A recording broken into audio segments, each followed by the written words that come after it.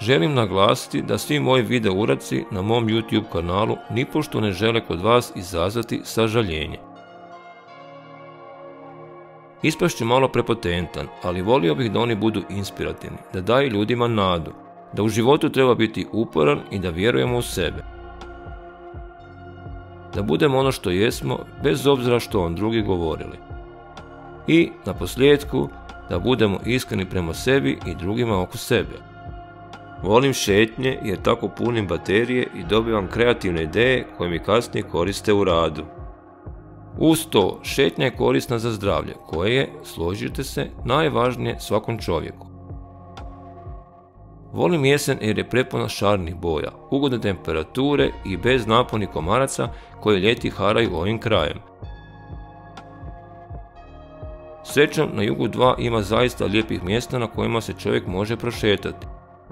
Nije sve u betonu i asfaltu. Posebno su mi lijepe i ugodne šetnje sa svojom kćerkom, inače ona u zadnje vrijeme snima moje videe i ovaj također. Hvala, Saro.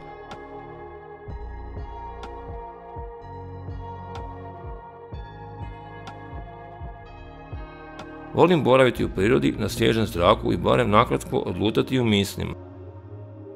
Malo se odmaknem od svakodnevnice koja katkad nije lijepa ni ugodna. Rješavam se stresa na poprilično brz i učinkovit način. Preporučam i vama ostalima da to isprobate. U prijašnjim videima sam govorio o sebi, o načinu na koji slikam i zašto sam razdoblje slika koje slikam nazvao tako kako sam nazvao. Ako vas to zanima, odite na moj YouTube kanal i pogledajte prijašnje videe.